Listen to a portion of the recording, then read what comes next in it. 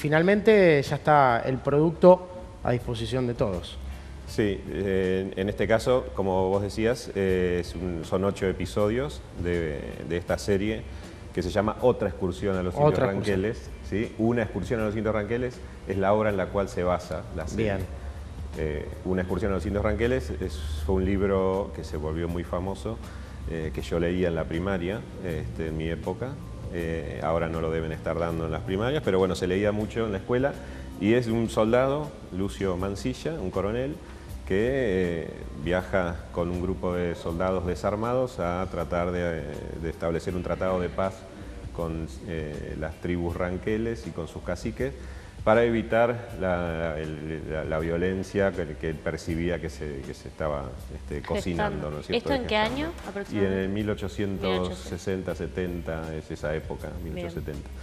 En ese entonces el ejército, obviamente, y el hombre blanco de la zona de Buenos Aires y del norte del país, obviamente no se llevaba para nada bien con lo que llamaban los indios, los aborígenes. Y bueno, Mansilla articuló un poco esos dos universos con este libro, ¿no? El tipo se metió y logró los tratados de paz, pero fue recopilando información que publicaba en un diario, como en el diario La Tribuna, en aquella época en Buenos Aires. Y en cada nota que él escribía se refería a algún aspecto que después compiló en un libro. Y en el libro entonces él cuenta cómo comía, qué comían los ranqueles, y empieza a profundizar como una especie de investigación sobre sus costumbres, sus hábitos, sus relaciones sociales. Bueno, y de alguna manera empieza a encontrar un valor que no encuentra en la población blanca. Bueno, y empieza a poner en duda esta cuestión de civilización y barbarie que estaba muy de moda con Sarmiento en aquel momento. Bueno, eso es la obra de Mansilla, con lo cual el tipo, si bien era un militar, que era del mismo ejército que tiempo después que él va a ese lugar, arrasan con los ranqueles, traicionando el tratado de paz que él había hecho. Bueno, él tiene como una actitud muy abierta, casi como una especie de etnógrafo o antropólogo, que va recopilando esa información. Y eso es un libro, una novela, de la cual el grupo de guionistas con el que trabajamos extrajo de ese libro, juntó tópicos relacionando temas que van apareciendo a lo largo de todo lo que aparece de la familia, todo lo que aparece de la religión durante el libro. Se compiló y se fueron armando cada uno de los episodios, que tiene como un eje temático, si bien va respetando un poco lo cronológico, claro, ¿no es cierto? Y bueno, entonces en los guiones se incluían muchos segmentos de ficción, de recreación de época, de Mansilla, los soldados, los indios, la pampa, las tolderías, ranqueles, etcétera, que hubo que reconstruir eso, y una parte documental. Y en la parte documental, distintos especialistas, sociólogos, escritores, antropólogos, historiadores, que ponen un poco en contexto la obra de Mansilla, el pensamiento de Mansilla y lo que él decía. Pero bueno, así que tiene documental, tiene ficción, y tiene un agregado también, que lo hace también interesante o actual, es que cada episodio cuenta con la participación de un músico, un artista, en su mayoría platenses, pero algunos como Sergio Pángaro, que pasó por La Plata y ya no vive acá. Cada episodio un artista ligado al rock de alguna manera, participa de alguna escena de ficción, o como indio o como soldado, y ejecuta una canción con una guitarra, un bombo, con algo, ahí en medio de un fogón o en alguna locación. Con lo cual pasan por ahí, como decía Sergio Pángaro, Gustavo Astarita de Mister América, Yaman Herrera, Santiago Motorizado, Sara Eve, Teodoro Caminos, el grupo Corazones de La Plata. Bueno, 8 artistas bastante significativos para mí, para el equipo de gente que decidimos la inclusión esa, pero bueno, de Santiago Motorizado, él mata un policía motorizado, es por ahí el que más gente mueve y se prestó para una de las escenas. Así que bueno, tiene ese condimento entonces de contar con un rockero caracterizado de indio. Algunos participan más como actores, Yaman Herrera hace de un cacique ranquel, aparte de cantar su canción. Bueno, eso es todo lo que pueden ver entonces en capítulos de media hora los jueves en el canal universitario. Pero bueno, como lo particular de esta serie, más allá de estas cosas que les puedo contar, es cómo se hizo, a partir de qué se hizo, ¿no es cierto? Que es el primer caso, tal vez ya sea el único que nos queda, de coproducción entre universidades nacionales. Bueno, hasta hace unos años, durante la anterior gestión de gobierno nacional, el Estado financiaba la televisión a través muchas veces de las universidades, sí, inyectaba dinero en las universidades y las universidades producían. Acá en La Plata se armó hasta el canal universitario donde se está emitiendo esto. Y en esta ocasión, 4 universidades, en vez de hacer su propia programación, decidieron juntar los presupuestos que tenían asignados para su programación, los juntaron y armaron esta serie de una coproducción de 4 universidades, que es como insólito. ¿Y la elección de la temática fue en conjunto también? Y en realidad había como una voluntad de hacer algo en conjunto. Estaba este proyecto que, por la cuestión de transcurrir un poco en Buenos Aires, un poco en La Pampa, un poco en Córdoba, medio que tocaba los intereses de estas universidades que son La Pampa, Río Cuarto y Córdoba, aparte de La Plata. Sí. Entonces, en las entrevistas vos ves investigadores cordobeses o escritores de La Pampa o de Buenos Aires. Entonces, medio que coincidió, el proyecto calzó en esa coyuntura y ese deseo y esa voluntad de hacer una coproducción que no se había hecho, ¿no? Cada universidad recibe su plata y hace su programación. En este caso, querían hacer algo de mayor envergadura. Bueno, justo caí yo ahí. Y nos lanzamos con el proyecto. ¿Y qué te queda de todo el proceso? Digo, porque hay mucho, ¿no? Y lleva mucho tiempo, esto que siempre se habla en este tipo de cuestiones, el presupuesto nunca alcanza, siempre se podría tener más, pero también se van sumando voluntades, esta vuelta de rosca de ir sumando también la música, que también terminan actuando y cada uno le da su propia canción. Hoy lo mirás ya como un producto final que se está emitiendo en TV Universidad y en los 24 canales universitarios. ¿Y con qué te vas quedando? ¿Con qué sensación final? Mira, la verdad que estoy ansioso por ver la opinión del público, ¿no? Recién van 2 episodios. Los canales universitarios no son los que el público se tira de cabeza a ver, te imaginarás. Sin embargo, son, como decías, 24 canales, así que supongo que el programa está circulando. Fue pensado para Canal 7 en la anterior gestión. Después, cuando cambia el gobierno y la gestión del canal, esto quedó ahí en el camino y por eso se demoró tanto su estreno, que ahora sí se le encontró como lugar los canales universitarios que habían producido. No. Para mí fue siempre es como un aprendizaje, o sea, vos me decís con qué me quedo. Bueno, fue la primera vez que yo hice algo de ficción de época, digamos. Yo hago mucha edición y dirección de televisión y tenía poca experiencia en ficción, y en esta fue una buenísima experiencia, porque si bien había poco presupuesto, que ya se podía grabar con armas, con soldados, había que hacer indios, tolderías, o sea, era todo muy como divertido para la gente que le gusta este laburo, ¿no es cierto? Y extras y... Bueno, había un poco de presupuesto como para trabajar con cierta comodidad o como para poner una expectativa, subir la vara en un aspecto y tratar de apuntalar la producción en torno a eso. Obviamente no era un presupuesto que desbordaba y que hacías lo que querías, hubo que remarla, hubo que, qué sé yo, decidir planificar la cosa como para que entre en tiempo y forma en un lapso corto, como lo cual no tener muchos meses un equipo de gente funcionando, ¿no es cierto? Entonces hubo que filmar muy apretado. Entonces, bueno, se hizo mucha previa de producción, escribimos muchas veces los guiones literarios y yo escribí muchas veces los guiones técnicos, en donde uno vaya poniéndole planos a cada uno de los momentos, y se hizo como muy a conciencia de eso, de manera tal que en una jornada de rodaje se pudieran sacar muchas tomas, ¿no es cierto? Inventé una forma, un concepto para encarar las escenas, que era casi siempre una toma, ¿sí? Y trabajar en todo caso la coreografía delante de la cámara. Cambiar la cámara de lugar muchas veces lleva mucho tiempo, las luces o esto, armar la puesta, hacer un plano y contraplano como uno ve en una película, lleva más tiempo que hacer una toma sola. Entonces trabajamos con ese concepto de una toma única, en donde armábamos como una coreografía compleja de movimientos de personajes para que la situación sea entretenida, aunque sea una sola toma. Todo el ingenio puesto para aprovechar al máximo el tiempo y las condiciones. Nos levantamos, vamos a filmar, tenemos que meter todos estos planos como sea. Bueno. Claro. Y funcionó, qué sé yo, tenía mucho miedo yo con cómo iban a hablar Mansilla, los soldados y los indios, ¿no? ¿Cómo habla un... Gran desafío para los actores. ¿Cómo habla un gaucho de 1870? ¿Quién te lo puede asegurar? Y vos lo ves en películas y siempre me da casi como vergüenza ajena escuchar a un San Martín, un Belgrano, hablando, impostando la voz, queriendo emular a un personaje de esa época, y no tenemos mucho parámetro. Claro. Y así que opté, por ejemplo, por que se hable lo menos posible. El programa tiene una voz en off, que es del protagonista, y los textos que se enuncian son textuales del libro, eso está bueno. Todo lo que dice Mansilla está extraído textual, entonces se armó todo como un pensamiento de él, con pedacitos de los textos, y eso va tapizando un poco todo, y el sonido directo, cuando dos personajes dialogan o algo así, está medio ahí de fondo, de manera tal que, por ejemplo, en una película o en un programa de este estilo, si pasa un avión, vos tenés que cortar, porque no se puede escuchar un avión.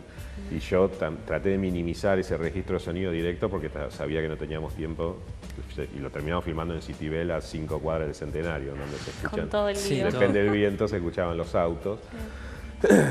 Así que esto de minimizar la cuestión del sonido directo, bueno, fue una de las, tal vez de las apuestas que nos hizo poder meter en tiempo y forma todo lo que necesitábamos grabar. Así que bueno, me quedo con el desafío que fue la experiencia, y con que se terminó y quedó buena, quedó interesante, quedó de alguna manera generosa, me parece, con el espectador, porque tenés escenas de ficción, tenés importantes intelectuales que hablan y están muy bien seleccionados por el productor y guionistas las opiniones y el contenido de esas entrevistas, y tenés lo de la música, que el sonidista hizo un buen registro, un excelente registro en vivo de los músicos tocando al aire libre, con caballos, pajaritos, todo, y tenés los músicos ahí metidos. Así que bueno, eso es con lo que me quedo. Ahora viste que las series están arrasando con todo. ¿Cómo es lidiar con las diferentes plataformas? Porque hoy abrís el celular y podés ver una serie. ¿Cómo llamar la atención también del que está del otro lado? Sí, sin duda, igual es como una limitación, una falta en este proyecto y en muchos proyectos incluso de la región. Es como una deuda, me parece, que tenemos de poder hacer un producto que ya esté pensado y diseñado para distintas plataformas. En este caso, este programa lo podés ver hoy en YouTube, porque lo subió el canal universitario, o las otras universidades, pero no hay una estrategia que sí, obviamente, le vendría perfecto. Pero bueno, como te decía, el programa quedó ahí medio en el limbo del paso de gestiones. Al otro, claro. Y bueno, quedó ahí en un momento en donde se perdieron un poco las energías. Ahora las hemos retomado para el estreno, ¿no es cierto? Pero por ahí sí le falta. Y más que este programa tiene un montón de condimentos, como te digo yo, los rockeros. Yo sueño con decir, bueno, hagamos pastillas con los músicos para difundir los capítulos. Pero bueno, recién arranca el programa, así que no va a ser la única vez que se emita. Veremos de hacer nuevas emisiones y tal vez ir para el lado que vos decís, ¿no? Cómo pensar eso, cómo competir. Porque sí, obviamente, podés ver los ranqueles, pero también podés poner Netflix y ver una serie de 5 millones de dólares el capítulo. Y entonces también tenés que competir con un eso, mercado, ¿no es que generalmente siempre es desigual. Exacto. Sí, pero la diversidad de público también es cada vez más amplia, y uno se aburre también ya en un momento de tanta oferta similar, y buscas algo distinto.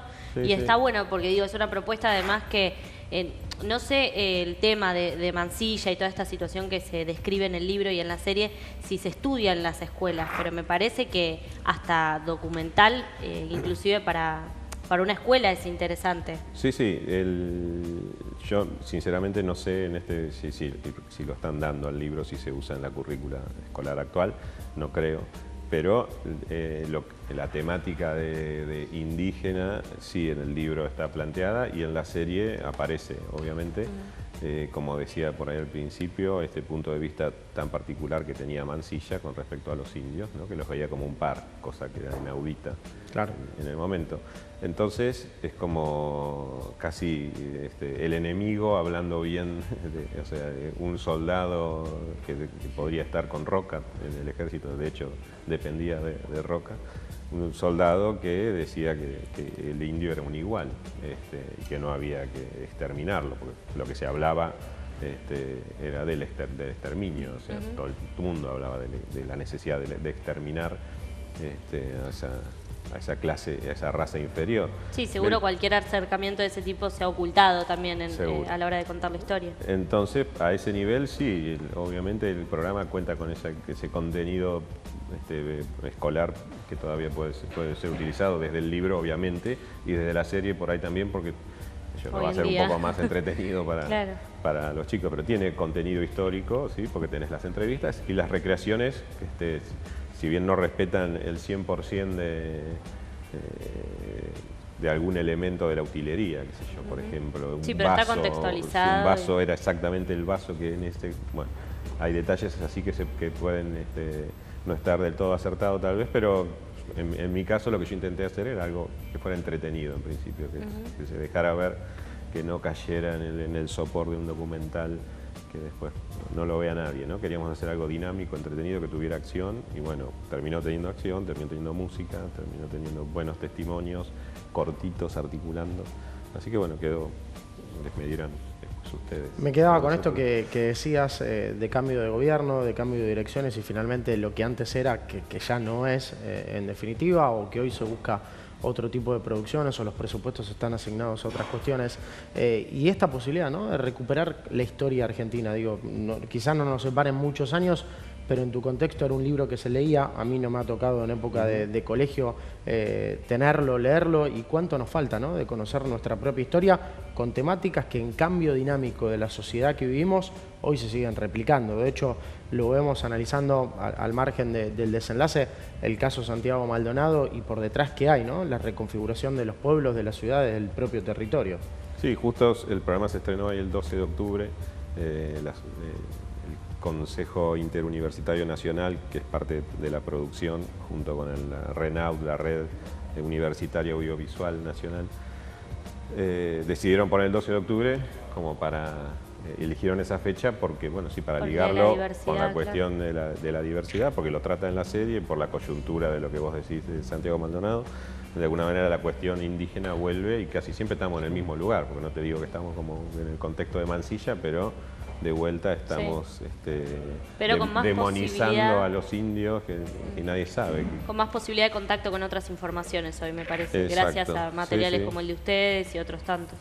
Sí, bueno, y sí, el proyecto televisivo de hace un par de años, que se terminó hace un par de años, apuntaba un poco a eso, ¿no?, de meter historias nuestras en programas, y se hizo mucha programación, cientos y miles de horas que fueron muy poco emitidas, muchos nunca vieron la luz, y fue también un aprendizaje de una primera generación de productores de todo el país que hizo su primer intento, esto que fue la TDA, los bancos de programación que tenía el Estado, que fueron cambiando de nombre ahora, pero todo eso se frizó, se paralizó. Y en su momento, bueno, eran intentos de esto, ¿no?, de armar, de escuchar las voces, las distintas voces de todo el país, y muchas veces se los tildó de programas malos, ¿viste? Y bueno, claro, en realidad eran los primeros programas de mucha gente que por primera vez tenía la oportunidad de armar un producto audiovisual, ¿no?, que tenía los medios, porque tenía un subsidio, etcétera. Eso lamentablemente se frizó, por eso hoy decía, tal vez sea la última coproducción universitaria posible por el momento, ¿no es cierto?, lamentablemente. Así que bueno, por suerte la pude encarar yo y hacer esta serie que nos gusta mucho. ¿Estás en alguna dirección hoy por hoy? Hoy por hoy estoy terminando una serie para Paca Paca, una serie de ficción que tuve que dirigir para la productora Televisión Abierta de Mariano Con y Gastón Duprat, que son directores con los cuales trabajo yo en las ficciones y en la televisión. Así que esa serie la dirigimos, una ficción que se va a ver en Paca Paca en breve, que se llama Escondidos en el Museo. Muy linda, son 3 nenes que se disfrazan o actúan como espías secretos para colarse de alguna forma a los museos de arte y contemplar una obra de arte que les resulta favorita por alguna razón. Así que es un programa con también bastante acción, en donde los chicos tienen que burlar los guardias para permanecer ocultos en el museo, y con linternas van a contemplar una obra de arte. Quedó muy simpático, son 13 episodios que pronto se estrenarán. Estamos por estrenar también una película que se llama La Obra Secreta, también producida por Con y Duprat, en la cual hice la realización. y es una película protagonizada por Daniel Hendler.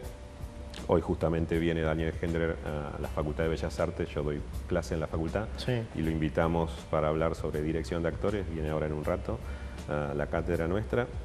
Daniel Hendler protagoniza La obra secreta, que es la historia de Le Corbusier, el arquitecto que construyó la Casa Curuchet, que viaja en el tiempo a ver su casa que nunca la vio.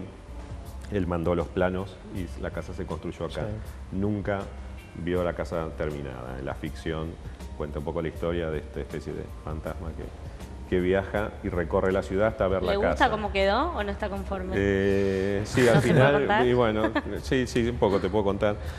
No nos metimos mucho con qué opina sobre la casa. La película es como toda la aproximación, mientras él se va cruzando con toda la modernidad, se van desplegando todos los pensamientos de Le Corbusier articulados con el diseño actual, la arquitectura actual, y se va contrastando lo que él pensaba, que resulta muy actual lo que él pensaba, con nuestra realidad. Y por el otro lado está Daniel Hendler, que es el que hace las visitas guiadas de la casa, que es como un arquitecto frustrado que solo accedió a ser guía de la casa que hizo su mentor, su ídolo. Es como una especie de loser que quedó ahí, este personaje, y se encuentran al final de la película. Él se encuentra con su ídolo, supuestamente. Bueno, es una película cortita, chiquita, pero bueno, que es bastante, y que es muy didáctica, muy elocuente en cuanto a lo que es el pensamiento de Le Corbusier para la arquitectura. Así que bueno, en cualquier momento también eso se estrenará.